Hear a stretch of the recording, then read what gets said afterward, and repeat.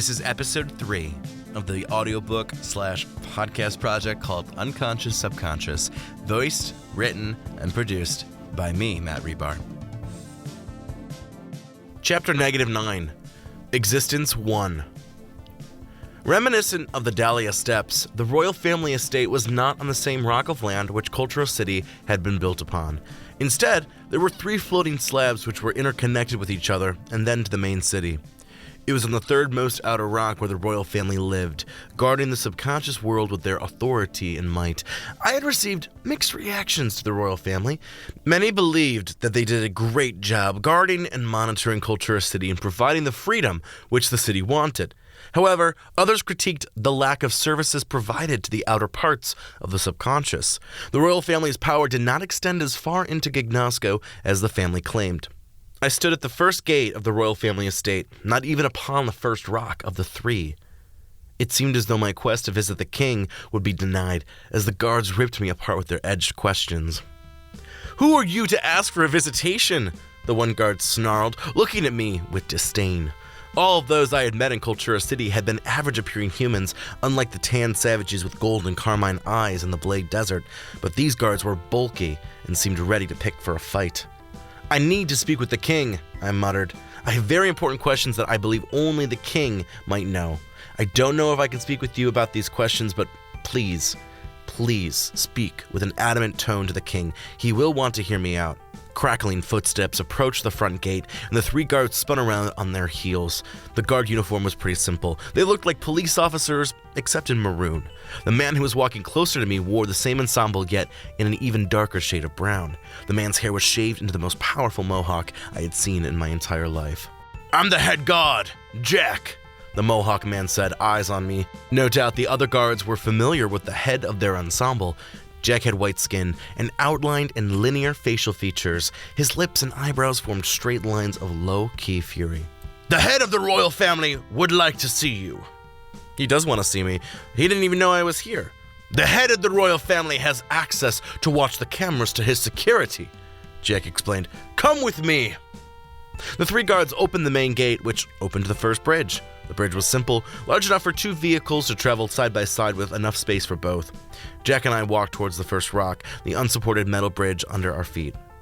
"This place is quite impressive," I muttered. "How long have you worked here?" "All my life." For some reason, I didn't doubt Jack on that fact either. The nebula looked beautiful here as we continued walking forward. The first rock had some kind of barracks and another checkpoint. All sorts of guards seemed to be on the rock. Some were tinkering with equipment, while some ate food and chatted. Other guards watched Jack with anticipation and fear, while viewing me with confusion and wonder. No doubt I was some type of black sheep trying within the royal family's land.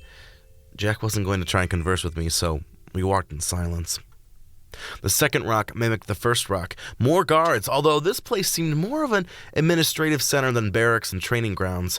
Once again, we were cleared through a checkpoint and began walking now towards the home of the royal family. The royal family's castle was beautiful and stately, made with twisted metal that formed intricate walls. It was not a typical living arrangement, but seemed fitting for the highest family within Cultura City. The guarded front doors allowed Jack and I through, and so we made our way through the large grand foyer, filled with antique furniture, large-scale paintings, twinkling chandeliers, and velvet draperies. Through the foyer we moved to the room behind it, which was some kind of ballroom. There were large pillars which held the ceiling up, along with 4 guards stationed on the perimeters. The stone floor was draped with a velvet walkway, and the stylization mimicked the foyer. The walls were painted with beautiful collages of men and women, along with the haunting landscapes of different biomes and lands which existed in Gignosco. "Ah, so this is the visitor!" A voice boomed out from a figure who was sitting in a simplistic yet beautifully sculpted throne. The man stood up to welcome me, shaking my hand with vigor. Jack nodded and excused himself. His golden ensemble soon vanished. The head of the royal family was a black man with glistening skin which revealed no flaw or age. He wore purple, the color of true royalty. Gold chains connected the cape around his shoulders, while his shirt's buttons and cufflinks were the same golden flavor. The head of the royal family was absolutely smitten with my arrival. He not only smiled within his lips, but his eyes as well. He seemed open and ready for a positive discussion, especially when compared to the guests I had originally met. "What is your name?" the king asked, his voice as sweet as prime nectarine peel and filled with chorus of excitement. "I am Sidney Mercer," I introduced, extending the hand which the king took in a hefty grasp. "Thank you for meeting with me."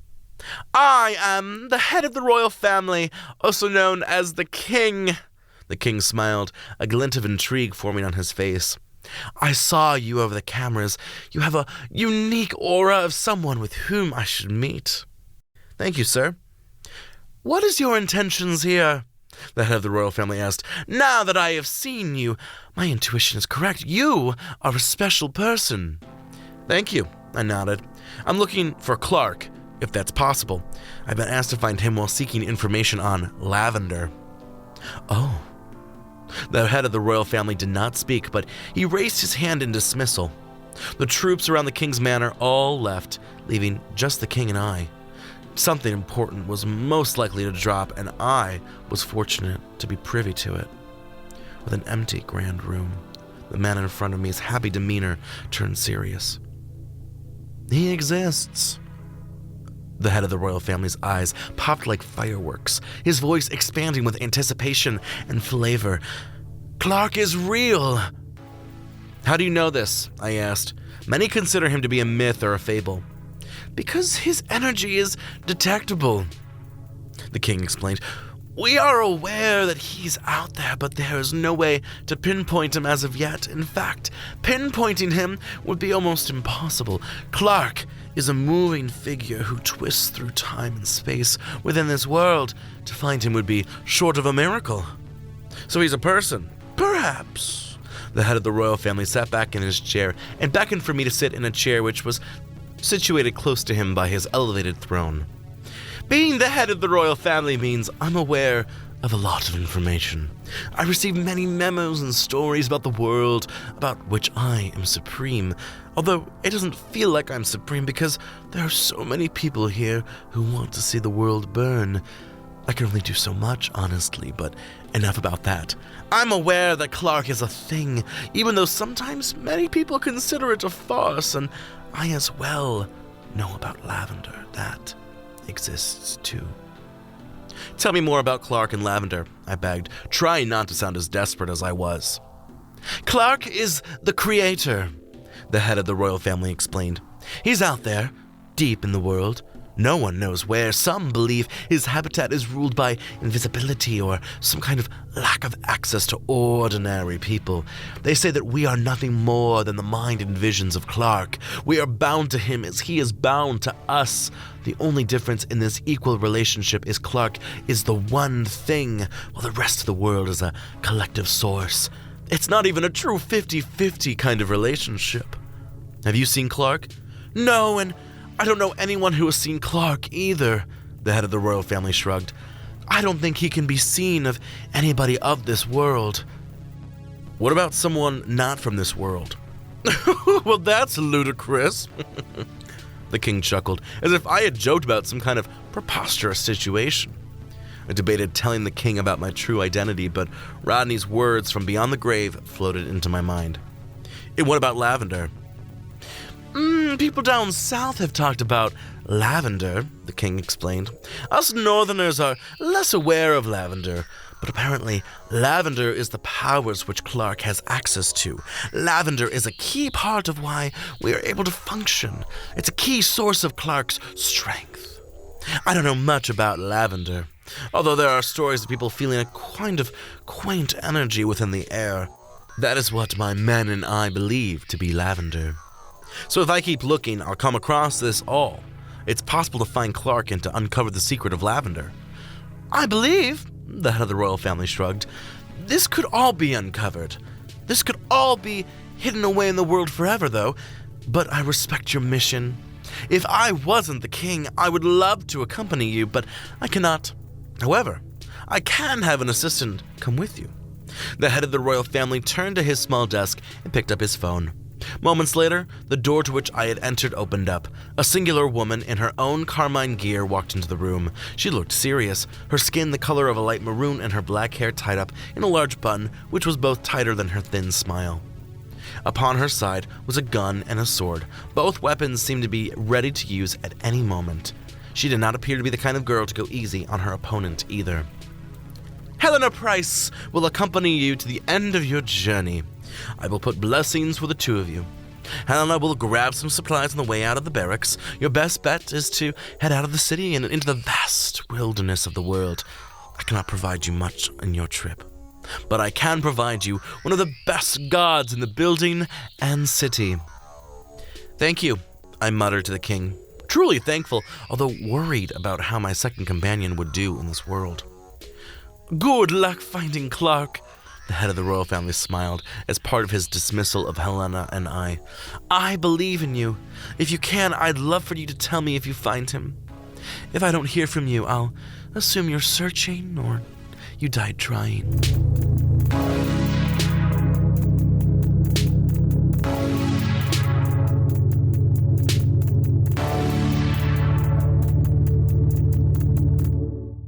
Chapter -10. Mother and Son. I had yet to even speak with Helena Price, and it wasn't until we were on our final bridge prior to the mainland Cultura City that she spoke. We were walking slowly out of the royal family's floating rocks, and she looked at me. So if it's true from what I've overheard, you're looking for Clark, Helena muttered.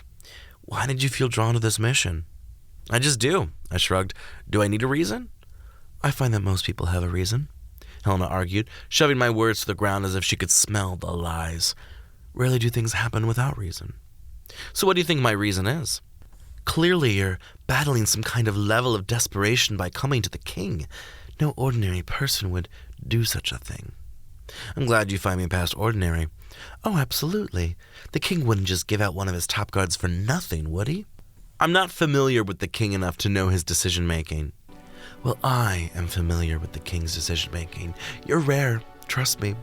But the king is right. There's something about you. You naturally carry some kind of aura. It's hard to explain, but, well, here I am trying to explain it. Normally, I know how to explain things. Is that the type of person you are? Some kind of control, anal freak? No. Yes. I didn't know what Clark King knew about Helena Price, but clearly he was able to tell me the truth in my mind. I used the information to my advantage. I think you are. What makes you say that? I think we both know how to read people. Good for you. And you. We were finally reaching the main gate upon the rock of Cultura City. So you'll have to educate me about where we go next. I suppose we can go to the Mordor Pass, Helena shrugged. You came from the way of the savages in the Blade Desert, and really the only way to go is the Mordor Pass, so we could climb down to the jungle below, but it could be dangerous if you don't know how to steady yourself through such a large passage of air. So the Mordor Pass it is, I answered for us. We crossed through the city, still covered in plants and beautiful scenery. I'd never seen a city which had such serene grace within the threshold of a metropolis. It was a refreshing city, and was currently the only time in Clark King's subconscious where I had felt safe. The mind of a man had proven more dangerous than comforting, a fact that spoke volumes about general humanity. So tell me about the pass then. The Mordor Pass was originally built in an effort to expand Cultura City, Helena explained. The city has seemingly maxed out and was swelling with new blood, so they built this bridge in an effort to expand this rock close by. Interestingly enough, the rock was just as large and was filled with large balloons, which the city promised they'd pop, but a small settlement formed on the new land, but otherwise nobody wanted to live on the other side of the bridge, so it stands there practically unused. Although it is a good connector to the Balloon Plateau and all, I suppose. Below us is the Awakening Jungle, and below Balloon Plateau is the Feral Mountains. Both are pretty far beneath us, so we'll have to be careful on our descent. It'd be easier to climb down to the Feral Mountains than the Awakening Jungle, though. Interesting, I sighed. Why do you think people don't want to move? Because the only place people feel safe is truly on this land. Helena Price motioned to the small world of Cultura City. Being outside its domain seems to invite the undesired. We arrived at the connection of Mordor Bridge within Cultura City. Indeed, cars and buses whipped themselves within the interior of the city, but there was no traffic or flow into the bridge. At the gate of the bridge were two large stone statues, both women with long hair and wide eyes. The women looked to be in the same collection, both strong, thick, and built in a manner of protection. The bridge itself was iron red, almost like San Francisco's Golden Gate Bridge in color and size. I couldn't see how long the bridge spread on for, but I suppose Helena and I were about to find out. I was the one to take the first step forward as Helena mimicked my movements. Cultura City seemed to fade quickly out as if it hadn't existed earlier. The purple sky pulsated into mid-violet with a deep touch of lilac. I finally realized that the color of lavender could be seen within the shades of the sky. I wondered what significance may be at play there. It would not affect me for a while. Originally, it was like a bullet wound and I couldn't feel it. The pain from the moment formed the adrenaline and other bodily charge. The bullet stayed in, the blood came out. But it was like some long-seated illness. It was years later when I discovered the pain, years after the discovery where I could pinpoint the bullet, and decades to try and remove the bullet. Some people go through life without such a deep bullet. Others take the bullet and remove it, but my bullet was not like any of that. My bullet dug into my skin and exploded into chunks. The bullet became bound to my body as the muscle, nerve, and skin swallowed the bullet whole. The trauma became part of me without my consent. My body decided what was best for itself, and my love for her was a bridge that now seemed meaningless and broken. She had abandoned me, but not because of her own will, but because of illness. Then again, I was only 9 when it happened. I was barely conscious, and it wouldn't be deep into life when I realized the pain I'd never taken care of. Not many people lose their mother at such a young age. So this was what the bridge was about, the actual death of his mother. So right now, Clark King was 9, and everything I had experienced had been part of a normal childhood, but now, going forward, his mother's death was going to be part of the theme. I couldn't imagine a continuing world where his mother's death didn't affect him. Clark King was on an Ouroboros of struggle, and I would be within the coaster which would ride Infinity Loop. Helena Price and I continued walking while a lone car traveled past us and into the open arms of Cultura City. A shuffling figure came up on our right and suddenly made their way towards us. Helena and I were 2 peas in a pod. We were soldiers and acted as such. Both of us had our eyes out on the individual whose appearance was in the harsh unknown. "Could either of you help me?" the beggar whispered, and I immediately detected a feminine energy from behind the hooded and cloaked figure. "How can we help?" I asked out of curiosity, and not out of the want to help. "I could use some food." The beggar knew the answer she wanted rather quickly. Helena Price studied the woman with an expression of distrust. "Food, I don't think I have much, but I can check." I opened my bag to check for food and noticed that the beggar had shifted closer to me. I was a little thrown off by the movement, but before I could say something or ponder on the situation, Helena Price had pulled out her sword and tossed it right through the hooded figure's neck, or what I assumed was a neck. I was absolutely shocked as Helena Price pulled her blade backwards. "What the fuck?" I began, but trailing off into silence and an open jaw when I noticed that some kind of yellow, goopy liquid was dripping down Helena Price's blade. The hooded figure's robe collapsed to reveal some kind of inhuman beauty. Her eyes were large and her lashes danced like some kind of fairy wind. Her hair was long and thick, spilling in cinematic fashion while her body's curves were what most men desire. The woman's neck was spilling gobs of its blood, cheesy, cube-looking gobs which oozed into some sort of slime. Without saying a word, the woman sprinted across the bridge, jumped onto the rail, and jumped off the bridge and into the abyss below. I ran over to the side of the bridge and looked down, but could not see the woman's body. Granted, a thin cloud haze covered most of my vision. Helena Price had not ran over to the side of the bridge, but she soon arrived after. I turned to her, confused as hell. "What the fuck just happened?" "A lot for you, clearly." Helena chuckled as she continued walking forward. I jogged the couple steps and walked in line with her. "Care to explain?" "That woman was an eater," Helena explained to me. "You sense them pretty easily because eaters like to disguise themselves and keep a low and undetected presence. Like this one, she clearly devoured vitality. Did you see how pretty she was? Can't even imagine the amount of victims she must have eaten. I've heard stories of small towns overrun by singular eaters. Some will eat your vitality, your time, your energy, your soul, your story, well, anything they want. They live off of it. And then you know you have an eater when they bleed their weird yellow goop. Ugh. I have to wash my sword as soon as we get to some kind of water source. Eaters sound deadly as fuck. You're lucky I was here, otherwise you would have been dead, no doubt about it. Fuck, you're not serious. Of course, that bitch almost had you. A while later, Helena and I exited the Mordor Pass. Another 2 statues formed the endpoint as the road formed over onto the plateau in front of us. Interestingly enough, instead of piles of trees, there were large, comfortable balloons which floated casually in the air. Most of them seemed to be filled with oxygen and not helium, as the balloons shifted and danced their way in the mid-air. Before and after the death of my mother, I'd always had an interest in balloons. I'd buy a real cheap pack and blow them up and set them into the air. I loved watching the balloons fly through the air. I was constantly wondering where the balloons would go.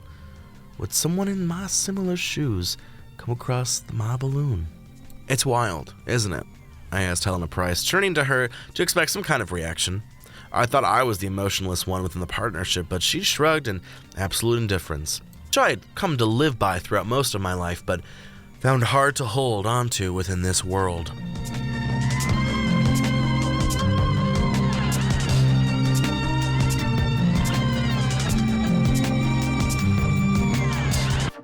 Chapter -11. Teeth Without Grit. The sign on the outskirts of town said Maxandilla Town, but nothing else was said about the small village which lay huddled in the middle of the balloons. Out here, the balloons looked more like thickets, when in the far distance the balloons seemed to be a forest. The dusty ground reminded me of some kind of despot, and I wondered if this dry acclimate was a metaphor in the wait. Maxandilla Town was small, perhaps a cluster of 100 homes and 10 offices. There was pretty much a main street and a couple side streets. There was no way to separate the town from the living history that no one wanted to move out here. The homes and businesses were quaint and wooden, but a lot of the businesses had to do with health. A doctor's office, a dentist's office, an orthopedics office, a veterinarian's office. They were all built next to each other like an outlet mall. They must be very concerned with their teeth here. Helena shrugged. Seriously, the majority of these businesses and homes belong to doctors. Maybe living so far from Cultura City has made them more reliant on themselves, I explained, as we passed a couple large balloons. The latex was a forest green color. The 2 balloons acted like trees in the middle of Maxandilla Town, most likely nothing new to anyone from this dimension. But to me, they looked like liars perched upon string. But I was currently without anyone who knew my secret of being from a different world. Helena and I had arrived into Maxandilla Town as nightfall began to trapeze across the sky. There were a few citizens who turned to notice us, although none of them seemed friendly. The piercing looks, fresh white doctor robes, and silence said more than any introduction or first impression. Instead of wandering outside or drawing more suspicion, Helena and I came across the only hotel in town. The hotel was connected by a bar. It was ran by the owner, Dr. Roscoe. "Welcome to Maxandilla Town. I'm Dr. Roscoe." Dr. Roscoe extended his hand, which I shook. "Hope you haven't traveled too far." "Just from Cultura City," I explained. "We're just passing through." "Oh, a lot of people do that," Dr. Roscoe smiled. "Most like to get down to the Feral Mountains around these parts, especially if they're traveling to the Awakening Jungle or those parts. But we welcome you to our little town. So glad to have you. Just sign the book here." I filled out the paperwork and handed over the colorful rocks. "You two have room 3. Let me know if you need anything else." Helena and I walked upstairs to where the hotel rooms were situated above the bar. "Well, he seemed friendly," I smiled, feeling a bit better about the situation. "I thought we'd be run out of town." "Fortunately, we weren't." Helena opened the door, and we piled inside the tight quarters, "because I really need to get some sleep." Minutes later, we quickly fell asleep in our own small beds. The room had not been the most comfortable. It had mimicked the thatch walls and bleak disposition. There was an old television and plenty of magazines strewn out on the coffee table. There were awkward-looking chairs which looked like the kinds you'd see in the waiting rooms. We were unconcerned about the oddity of Maxandilla Town, although in reflection I suppose we should have been more aware of some warning signs. I was basically sleeping in a hotel room which looked eerily similar to a doctor's office. I had been soundly sleeping when I awoke to what was a hand around my throat. I tried struggling and crying out, but the victim above my bed was too good. My attacker had done this before. I was not his first victim. Helena Price was out like a frog on a log, and I was quickly trying to find a way to wake her up. I was stronger than this man, but at a disadvantage I could not recover from. I felt a needle enter the side of my neck and could quickly feel some kind of drug course through like eels swimming for refuge. I was out.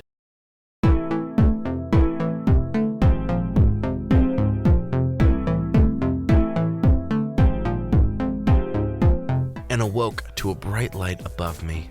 My whole body was strapped down to some kind of pleasurable plastic blue chair, while next to me was a tray of dentist instruments.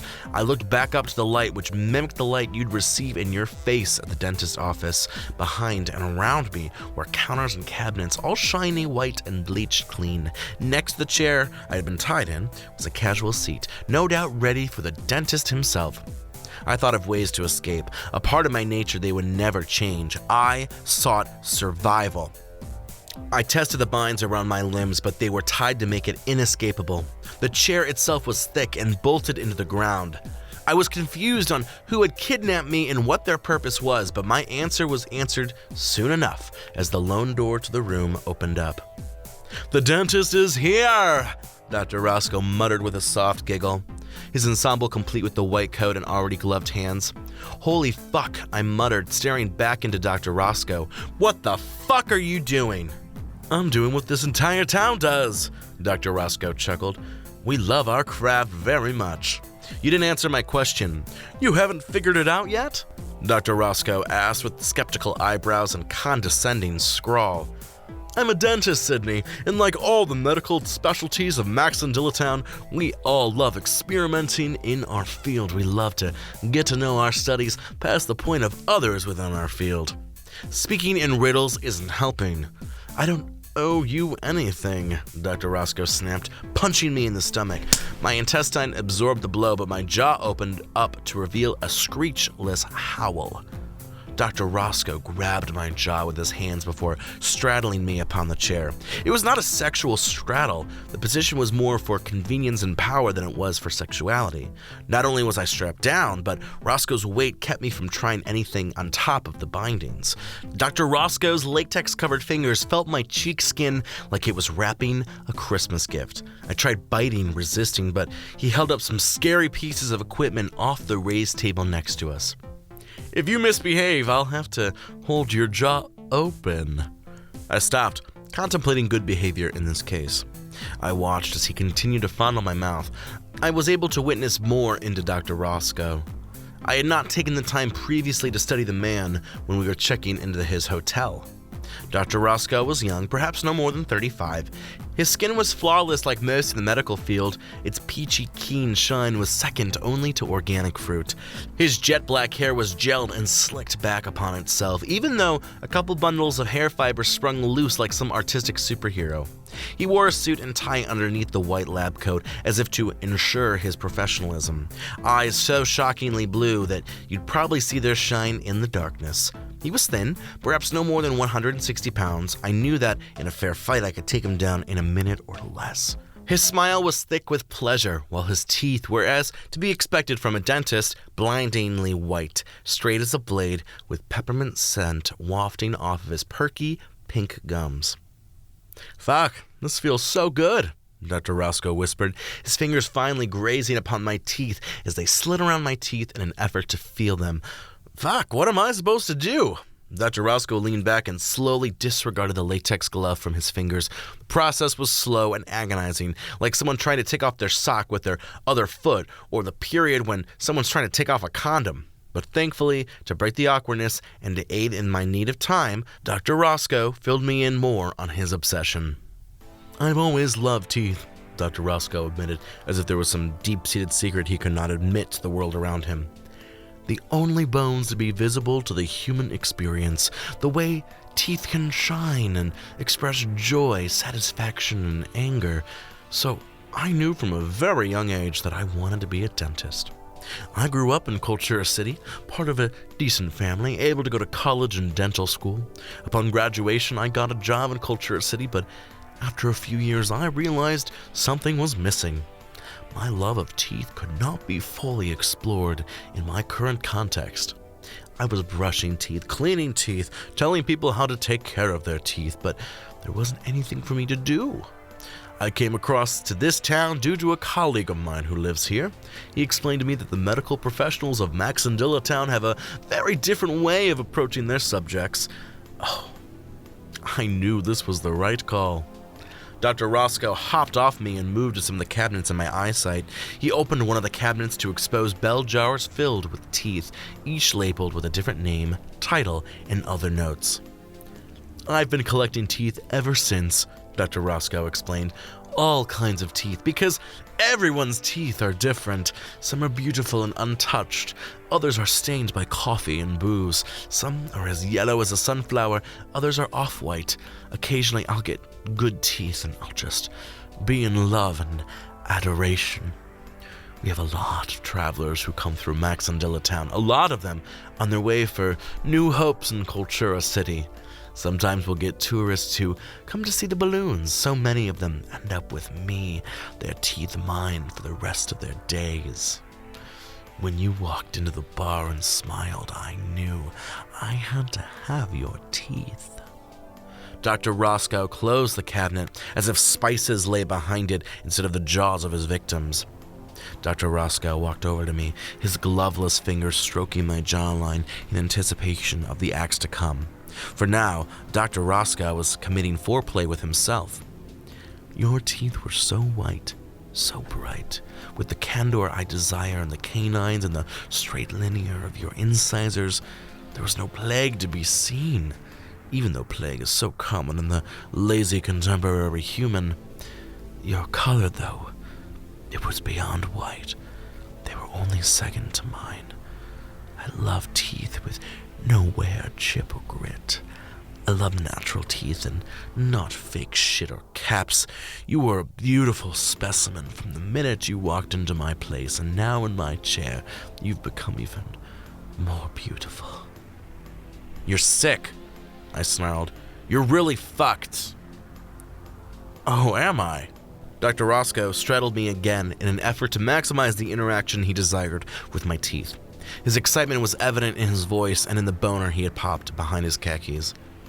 I'm going to draw this out then. I'll show you just how much I love teeth. Dr. Roscoe tried opening my mouth, but I refused to open it for him. I held my jaw down as if wired, and for a couple minutes Dr. Roscoe tried without success. You think you're the first patient who pulled this shit? Dr. Roscoe demanded to know, but I could tell his question was designed for his sake. You're not. Dr. Roscoe unhooked himself from me and opened a drawer to grab a singular instrument. The instrument looked like something out of a medieval torture. The instruments he had threatened me with earlier looked like elementary tools compared to this weapon. Like a crowbar, Dr. Roscoe plunged it within my mouth. The instrument's grips immediately pulled back my lips and cheek skin. Dr. Roscoe moaned as if receiving sexual pleasure, his bare fingers running up against my teeth again, soaking them in like gold. And after a few minutes of a closed eye, open mouth Dr. Roscoe and his dancing fingers upon my teeth, Dr. Roscoe moved his tray closer to where he straddled. I could still feel Dr. Roscoe's boner pressed against me as he fumbled in the tray. Why don't we clean those teeth of yours? Dr. Roscoe made it seem like a mutual decision while holding up an instrument which looked like a hook. Immediately, Dr. Roscoe plunged it into my gums. I cried out in pain as Dr. Roscoe pulled in and out like some twisted mouth fuck.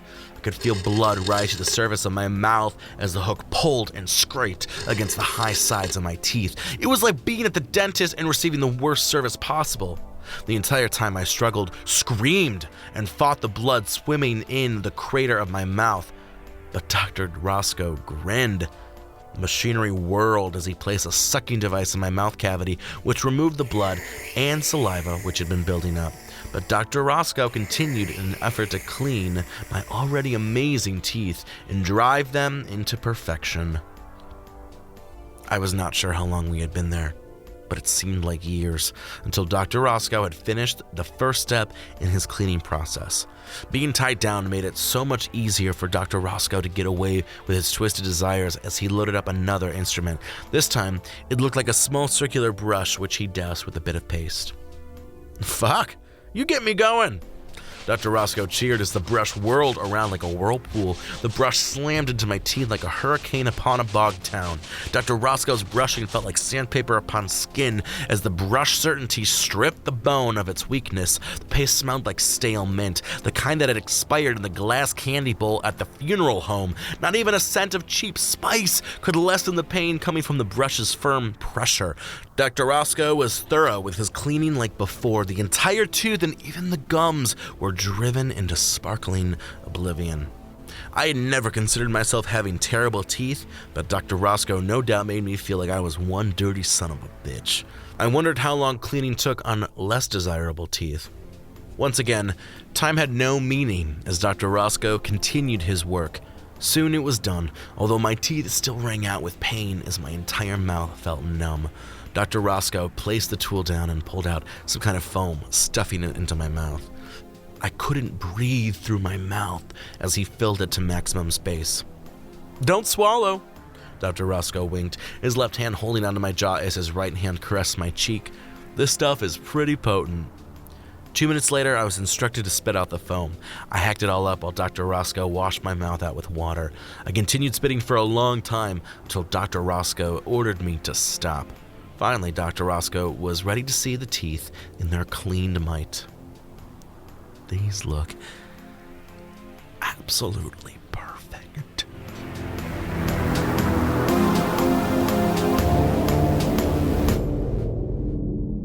Dr. Roscoe looked at my teeth like they were some kind of god.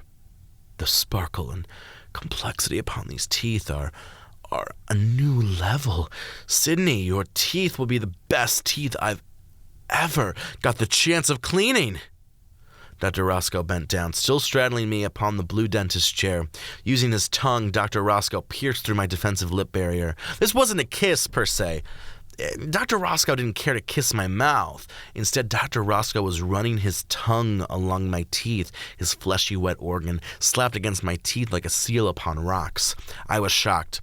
This whole time, I thought he had been sexually interested in my body, but instead, the full raging boner and the tongue piercement had only been about my teeth. What kind of person was sexually attracted to teeth?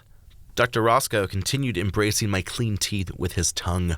I was waiting for the right moment, and suddenly, as Dr. Roscoe seemed to lower his guard, I was able to take advantage. With a singular chomp, I slammed down upon Dr. Roscoe's invading tongue.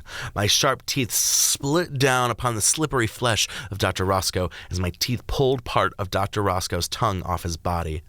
"Fuck!" Dr. Roscoe snarled, blood spewing out of his mouth as I spat up the small piece of Dr. Roscoe's tongue. The small piece of tongue flopped onto the floor next to me. I continued to spit up more of Dr. Roscoe's blood, but I wasn't disgusted with myself, but proud. The small piece of tongue laid like a dead slug on the marble floor with no desire to come back to life. A child like me had few things to be scared of, although for some reason I never liked going to the dentist. Perhaps it was this fear of someone invading my body. Perhaps there was something more psychological at work. When I was older, I looked back at my childhood fear with a laugh and a scoff, but I think I realized I never liked going to the dentist or the doctor because of how my mother had died. She had died of cancer and couldn't be saved by doctors and hospitals. I had been scared of the dentist and doctor before my mother's death, but my mother's death had stopped me from being able to get over such a simple fear. The doctors and dentists would reassure me, even when they would cause me pain for the sake of my health. Another dynamic at play was the authority of white men trying to order my black body to work. There was a disconnect and a lack of trust, even with the simpler days of the 1970s and 1980s. I couldn't get over it. Even as a full-on adult, I would skip off yearly checkoffs, and when I'd get sick, I'd play it off as minor. I'd rather go through a couple more days of pain than a visit to a doctor for relief. That sounds crazy, but I guess we all have some kind of weird thing we do. Each time I went to their offices, I felt like I was gonna die. Well, Clark, today felt like I was indeed going to perish. You fuck! Dr. Roscoe's voice sounded a little different, a small lisp coming to light due to the tongue injury I had caused. "You have my teeth. I fucking love that. I'll make sure to note that when I rip out your teeth." Dr. Roscoe opened another cabinet and revealed a sharp, long needle drill. Even as blood continued to spew out of the corners and slit of his mouth, Dr. Roscoe seemed more happy than otherwise upset over the loss of his tongue. Dr. Roscoe once again straddled me with his raging boner and insane grin. His finger pressed the button to the drill in a sporadic fashion, the drill bursting to life before dying in a repetitive motion. He pressed the button and backed off of it to form little whirling sounds with heavy silence between them. "I think I'll start in the back." He pulled out the instrument which had forced my mouth open and once again took the time to prepare my jaw for his plot. Dr. Roscoe lowered the drill into my mouth. The drill sound rumbled through my entire body as Dr. Roscoe finally made contact with my back right side molar. The drill dug into the nerve and blood-lined bone, causing me to scream in pain. Dr. Roscoe hooted with victory as he managed to dislodge the molar. The molar and blood was pooling in my throat, the tooth lodged in my mouth like three wise monkeys rock in Lake Ossentier. "Beautiful," Dr. Roscoe exclaimed. His whole body seemed to vibrate while his pants were wet from either pre-ejaculate or orgasm. "This is just gonna be beautiful, Sydney." With a mighty clap, the door to the room slammed open and burst against the wall. Helena Price walked in, her gun pointed at Dr. Roscoe. Dr. Roscoe pulled out the drill and turned, still on top of my stomach. I could see Helena as the chair had been elevated for maximum efficiency. Without taking anything into account, Helena Price shot Dr. Roscoe in the head with 2 strikes. Dr. Roscoe immediately slid off my body and landed on the floor next to the chair. He landed close to the tongue piece I had stolen from him. He was dead, and his torture was over. "Thank you," I whispered, spitting out more blood and the lone molar that had been forced loose. "He was going to take my teeth and probably kill me. How'd you find me?" "I awoke and found your bed a complete mess. It looked like a struggle from the get-go." Helena began loosening the restraints as she filled me in on what happened. "I looked all around the bar and hotel, but couldn't find you. I left and got onto the main street, and there was only one building which had a light on it, and it was this one. I broke in and could hear the distant screams and sounds. I slowly made my way here just in case Dr. Roscoe was working with anyone. I knew it was Dr. Roscoe because this place is called Dr. Roscoe's Dental." "Fuck," I whispered, spitting out blood from my back jaw. "He owns a dental place and a hotel and bar?" I slowly stood up, my body aching in different ways. Helena looked around the room to see if there was any collectibles. She grabbed a couple of the dental instruments and I followed her lead. My legs and arms were a bit numbed, so I took my time to adjust to my freedom. I decided to pocket the molar along with the first aid kit, which I placed in my bag for later. "We need to get going," Helena explained a couple minutes later after we raided the place. "For all we know, this town isn't going to like the fact that we murdered one of their own." "You're right," I nodded. "Thank you again. This is the second time you've saved me." "You're welcome." No doubt Helena Price believed she had no choice but to save me from the Eater and Dr. Roscoe. The king had ordered her on this journey with me after all. She could not let him down. We quickly left Dr. Roscoe's dental and arrived back at the hotel. We grabbed our stuff and immediately left Maxendilla town without looking back. We were now heading into the deeper throes of the Balloon Plateau. I was confident that no one out there would wish to lick my teeth.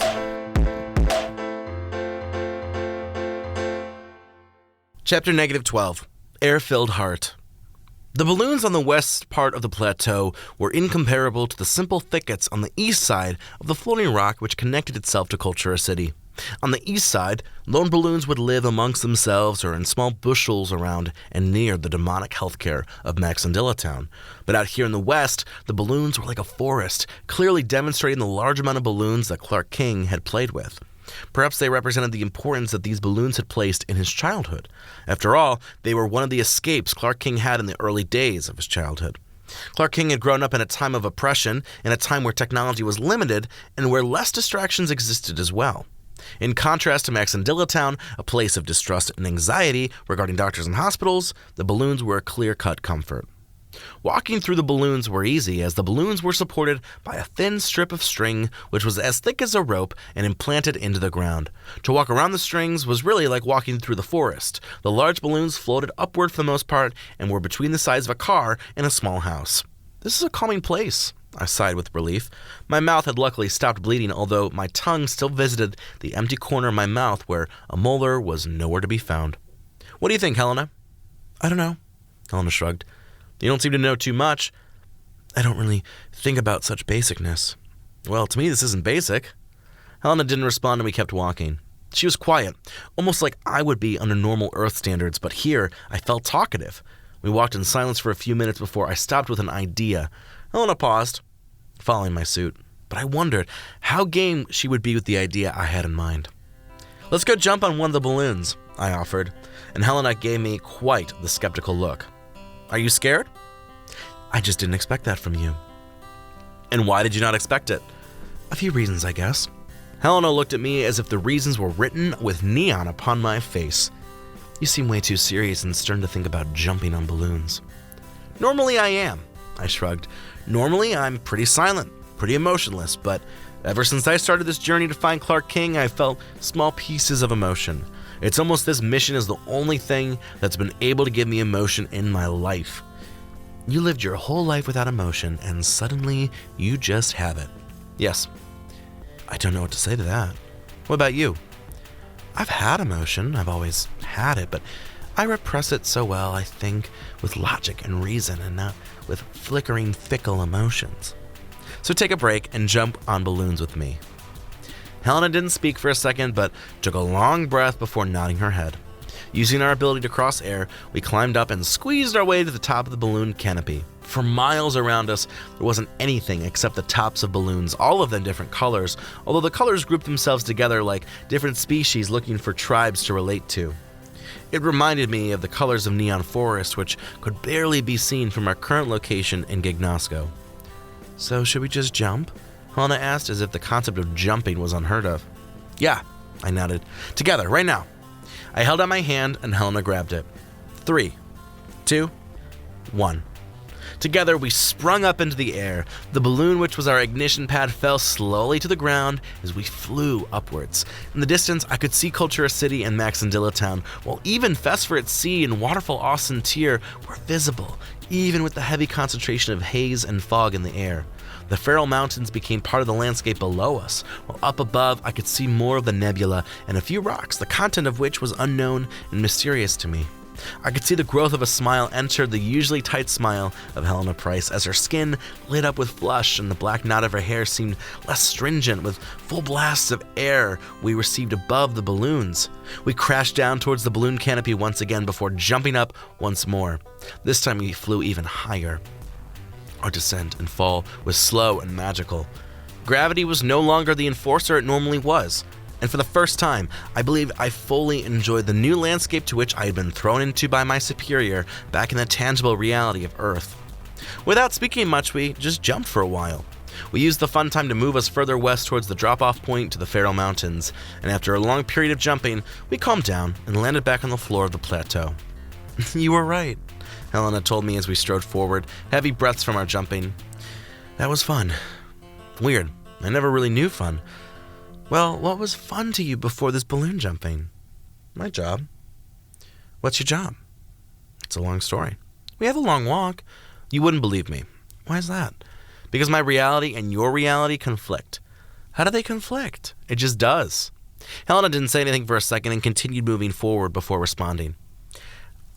I know there's something different about you, Helena explained. It's like you've never been outside of the world before, like you've lived in a box your whole life and finally got a chance to see Gignosco. I find it very odd that you're looking for Clark. Not many people do. But then some of your statements and experiences, it's like you're not from Gignosco at all. But if you're not from Gignosco, I don't know where you could be from. You're right, I'm not from Gignosco.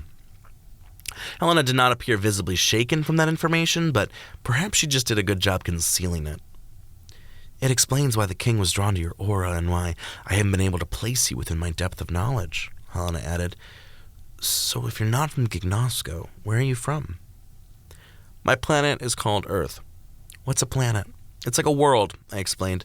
So is your world like this? Helena asked.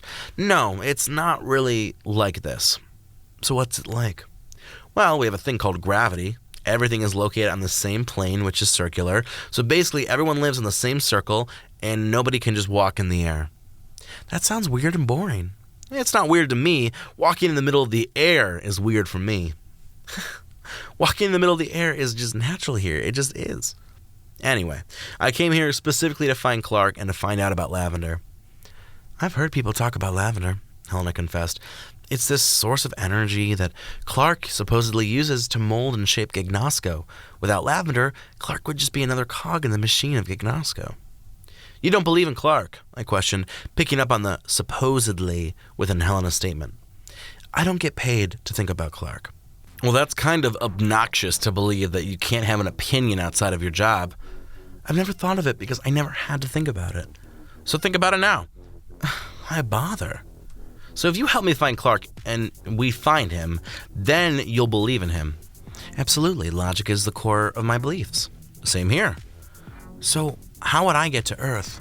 Helena asked as we winded through the rope holding the canopy of balloons together. I don't think you can. So Earth people can come to Gignosco, but Gignosco people can't go to Earth? Yeah, I believe so.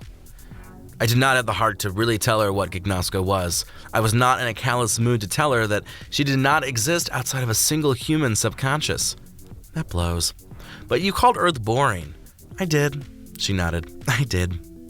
What got you invested with the King's command? You're just filled with questions, aren't you, Earthman? I am. If you must know, I was in a beautiful relationship with this guy, and he broke it up. It wasn't beautiful. And so I decided to commit to some kind of change and ended up in the King's service. What was the name of your boyfriend? First. His name was First. Yeah, Helena looked at me with a roll of her eyes. I'm not inventing a lie. I'm telling you the truth. Oh, you're so sweet to tell me the truth, I joked. Why did he break it up with you? Some kind of bullshit. What kind of bullshit?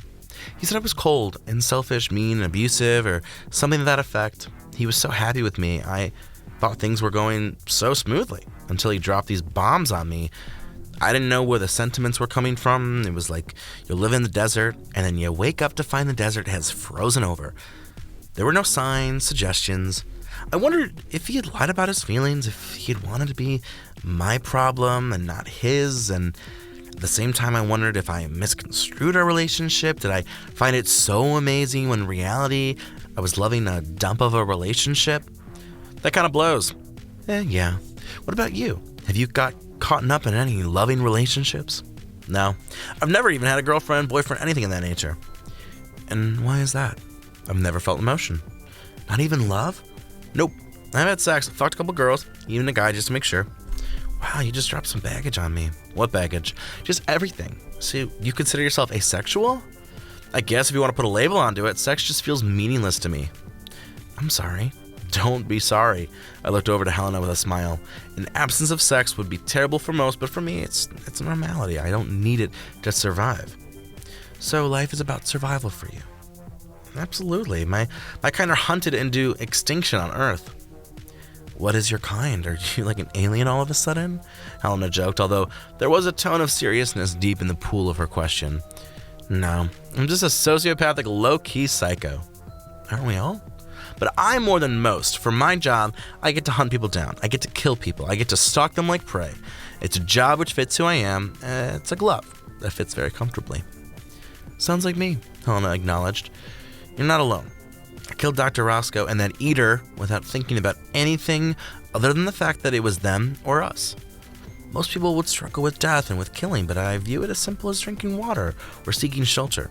Perhaps that does make us crazy in the eyes of men, makes it easier to condemn us than to admit that we are but pieces of a human condition drawn to the extreme. You paint a picture quite well. For years I justified things about myself, but found it all easier when I admitted I just was. That's quite poetic of you. I've always had a poetic side. The conversation stopped as we reached the cliffside of the rock we were on.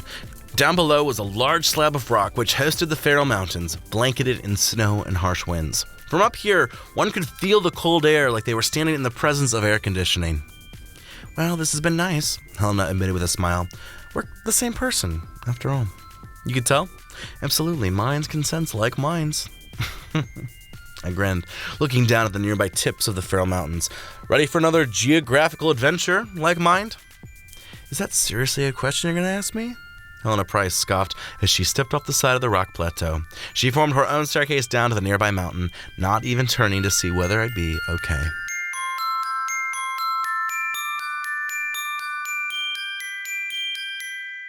Chapter -13. Dry Time. There was a reason the Feral Mountains were named such.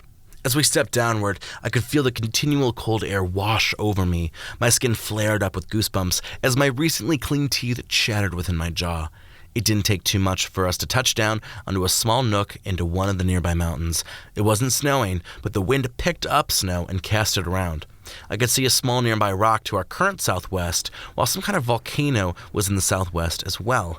There was a wall of rock past those two islands, casting my vision with a deadlock effect. "How do we get down this mountain?" I asked Helena, who gave me a big grin. "We slide down." "How do we slide down?" I questioned, but Helena decided to show me instead of explain what she meant. Helena jumped off the small nook and landed with a large plop onto the mountain slope. The snow beneath her acted as a catalyst for her flight as she slid down the mountain. By the speed she went, she would reach the valley down below in a matter of minutes. I took a deep breath and followed her lead, watching where Helena moved so I could avoid rocky slopes, trees, and other obstacles. While I slid down the behemoth, Clark King educated me on the motivation behind the large Feral Mountains. Youth can be isolating, a fact that any child is aware of. By the age of 11, I was more than aware of the social constructions of the world and, more importantly, of my school. I was one of the few kids who did not fit a group. I wasn't athletic. I wasn't academic, per se. I was black, and I was well off compared to some of my classmates. I was an outlier in many ways, and as such, I was thrown into the shivering pits of separation and loneliness. Most of the teachers noticed this, but only a few seemed to care about my flight. Some would personalize their class for me in small ways, while others ignored it. Some for the fact that kids like me had to get used to these negatives. Others ignored my issues because I was black and isolation was just due. Either way, I was left alone as a forgotten kid. I was the last chosen in sports, the last person to get a partner, and if there was an odd amount of kids, I would be the one stuck in a group of 3. Interestingly enough, I felt the same coldness years later, but not due from the isolation of others, but from the isolation of body and mind. As I grew older, I found my younger self and older self were worlds apart. I could not do the same things, nor did I think the same way. The older me was corrupted and worn down with stress. The human body is comparable to a machine when it comes to age. We can only work so hard before the machine begins to suffer. Everything is worn down with age and time. Nothing seems to last forever. There was a disconnect within this worn-down body and mind, which could only be explained through coldness. A couple minutes later, I arrived at the bottom of the mountain and in a collective basin of valleys, which had been alleyways between mountains coming together to form one union. It all reeked of isolation, even though Clark's story was more than just isolation. I didn't want to focus on Clark's story right now, more so for the fact that I wanted to get out of these cold-ass mountains as soon as possible. I dusted myself of the snow as Helena and I walked forward. Normally, we would just use these mountains to cut through to the awakening jungle, Helena sighed, but I think it would be easier to get out of here as soon as we can so we don't freeze to death. I agree. There's a village close by. It's a jump down from this plateau, so we can head there, travel up and around, and hook up with the awakening jungle through the Thousand Waves Sea. The Thousand Waves Sea sounds intimidating as fuck. It's better than these mountains, Helena chuckled. Trust me. We trudged through the valleys, which were still without life besides a few distant wolves and bears, which otherwise left us alone. The sky above us turned dark purple, indicating what I assumed was another night. I spent a few minutes wondering how many days and nights had gone by, but for some reason, my entire journey, the subconsciousness of Clark King felt like one day. I wondered how long I had been unconscious back in the federal laboratory. I also remembered that they were witnessing me on the screen, watching and listening in. I had said some questionable things, and now I felt like I needed to rein it in. If only I was able to communicate with the men and women of my agency, I'd feel much better about the situation. But I moved with quiet speed alongside Helena Price. My feet felt like bricks while my body's muscles felt like unsoiled and rusted metal, trying to move once again. We had been walking for a while when we noticed a lone cabin. The lights were on in the cabin, which stood by its lonesome and away from the mountains which could entrap the house with an avalanche. Should we see if we could take a break? I asked Helena, who joined me and I in the cabin. It's so cold out here, it would be great to take a moment to get on our feet. I don't know, Helena sighed. Don't you think it's weird that there's a cabin all by its lonesome out here in this cold-ass valley? I mean, I don't think so. People like to live in weird places all the time. We're so close to the edge, Helena muttered, pointing further towards the end of the valley. I couldn't see the edge for shit. You don't want to take a quick break? I would love a break. I just don't know if this weird-ass house is the way to look for a break. I guess we could power through. Helena could read through my cold demeanor and sighed. Fine. Why don't we see if we're able to rest? Helena gave into the argument and led both of us to the front door of the cabin. Helena knocked at the door, which opened to reveal a sweet-looking older woman. She immediately said hello and ushered us inside her cabin.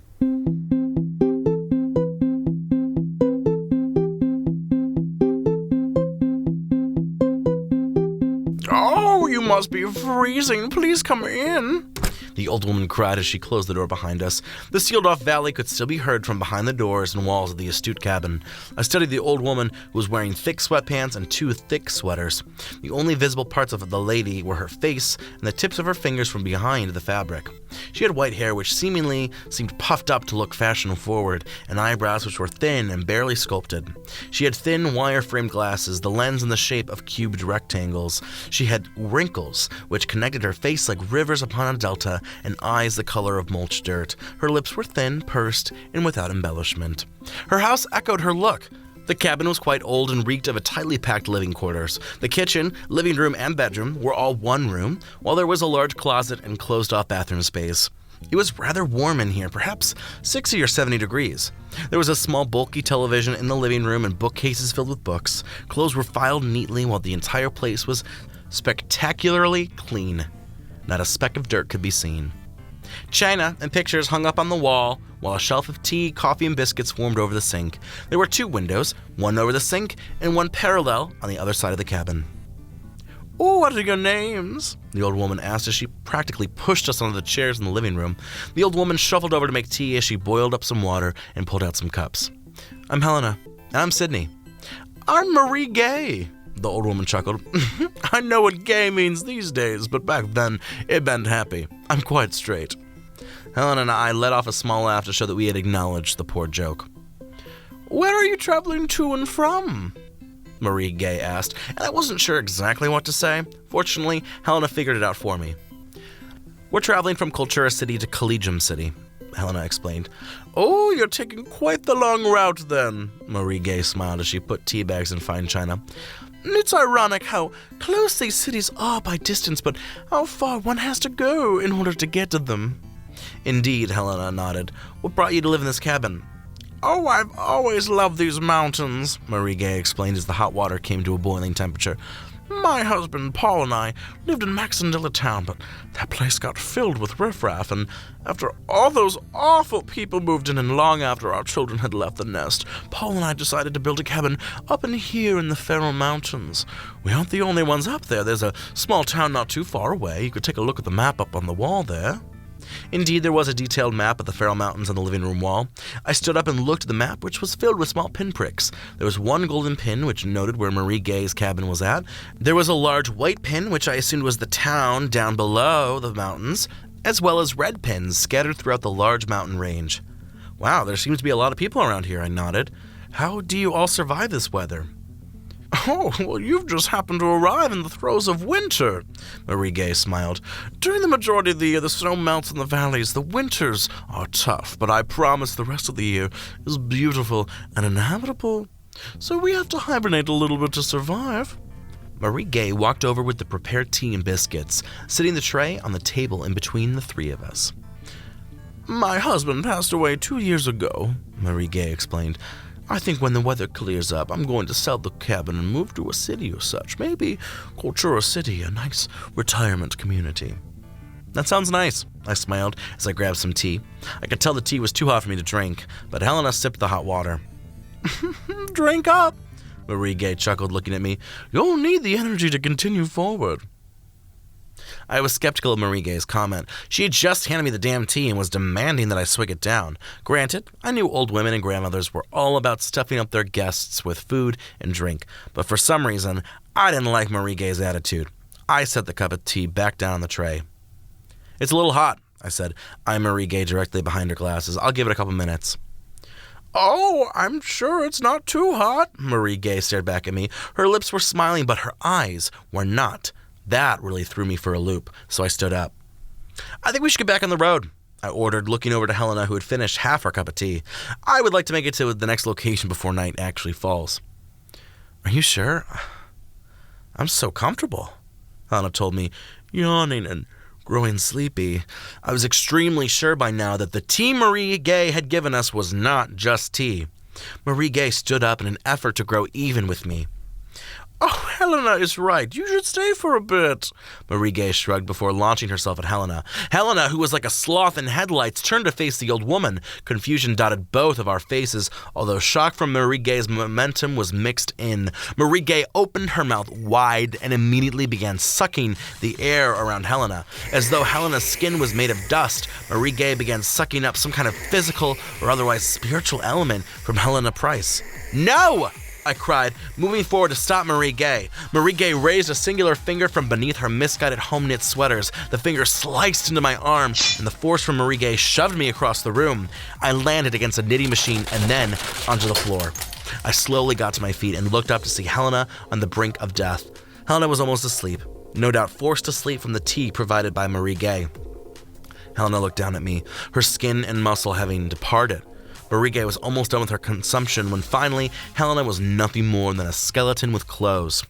Marie Gay stood up, her wrinkles having vanished. She now looked more like 40 than 80. The sweaters looked more fitted while her arms and shoulders popped out more from under the fabric. "Oh, you should have had your tea," Marie Gay snickered. "I'm not like the other eaters, you know. I live for compassion, or at least compassion I can naturally make while finding my next meal." "You're an eater, then," I confirmed. "Did you kill her for meat?" "No, I take time," Marie Gay winked. "Can't you tell I look younger now, Sydney? I wonder how young I'll look when I take your time, too. Perhaps even 18. It'll take years for me to decompose back to 80.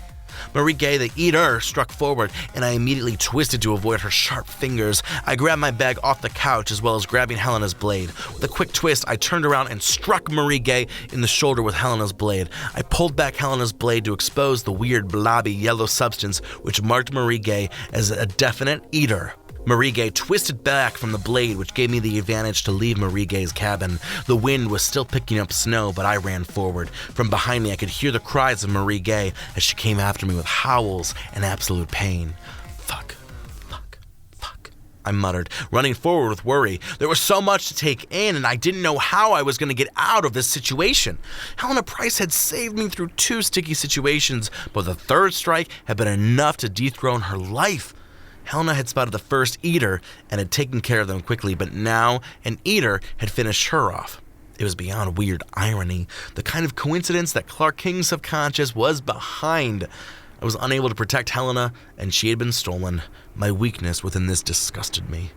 I continued running, knowing full well which direction the village lay in. If I could run to the village, I would be free. The snow howled like wolves, which I had seen earlier. I was an easy prey for so many, but out here in the Faroe Mountains, it felt like minutes before I could calm down, but I would not be calm for long.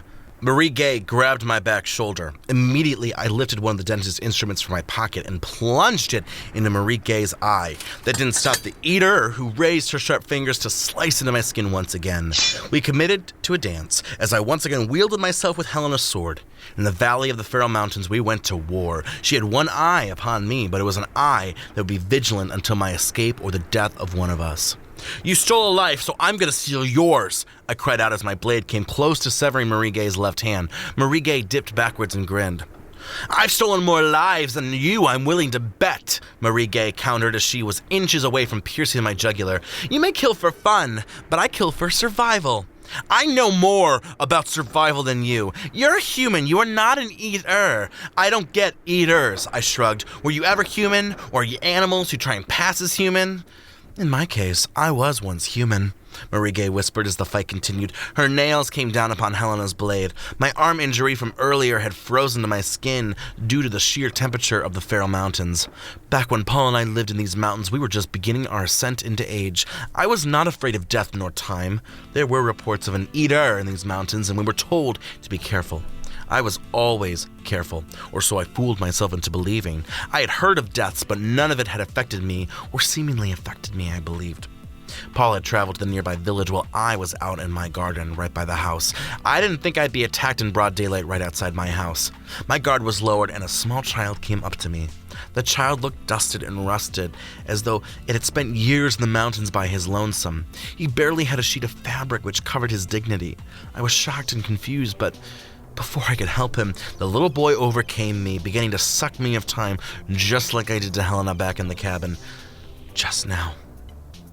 I immediately grabbed a nearby brick and slammed it into the boy's head. The boy was not killed automatically by the stone to his head and managed to bite into me. His chunky yellow blood splattered everywhere, but the bite was so small I didn't think anything of the bite at the time. Paul came back and we reported the attack and the death of the eater to the nearby village. All was well, and even though I was so shaken from the event, my sword missed Marie Gay's head by a few inches, and Marie Gay grabbed the sword with her left hand and forced it downwards so she could attack me with her right hand. I pulled the sword back and flipped backwards a little bit. Marie Gay immediately pounced, but I rolled in the snow to avoid her. Then what happened? I questioned as I stood up, engaging in battle once again as Marie Gay came closer. Months went by, and a hunger in me formed. I knew what the hunger was. It was as though some instinct that had lain dormant in me flooded to life. I fought it for so long, laying next to Paul in bed and wondering how I was going to get to the next day without feeding. Finally, not even I could control it any longer. I awoke feeling so refreshed and satisfied, the first time in months. I turned over to realize that in the middle of the night, my body had taken the prey I had access to all along. I had killed Paul for his time. Indeed, I looked younger, but I didn't want it. I tried killing myself, but failed in doing so. I was destined to live in these mountains in pure exclusion since. Don't act like you're some victim, I snarled. In some ways, we are all victims, and in others, we are all attackers. Marie Gay rolled forward, and I had the advantage. I slammed my blade through her chest and pulled the sword out. I couldn't tell whether Marie Gay was dead or would slowly die from my attack. But using this time, I took flight once more. I ran without thought, ran without focus, and soon found myself on the edge of the rock. I could not see Marie Gay, the eater, but for all I knew, she was right behind me. I wondered, had it been too easy to incapacitate Marie Gay? Had she wanted that from me all along? Clark King interrupted me at the wrong time with one of his monologues as I stared far down into the village below.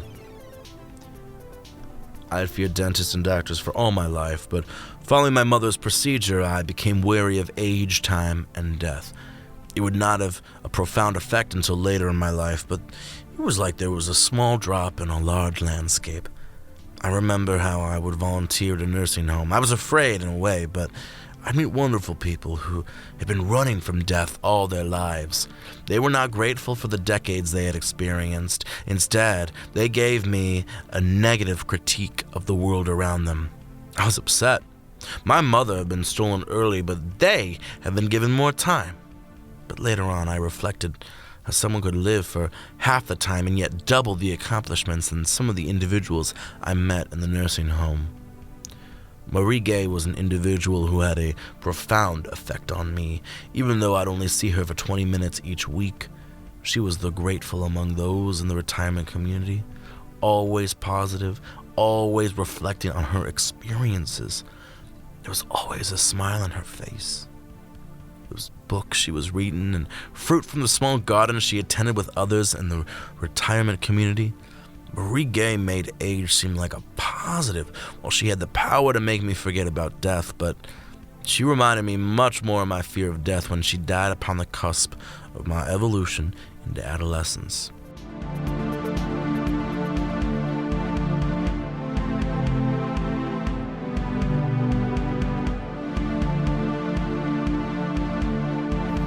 I felt like I only had seconds to make a decision.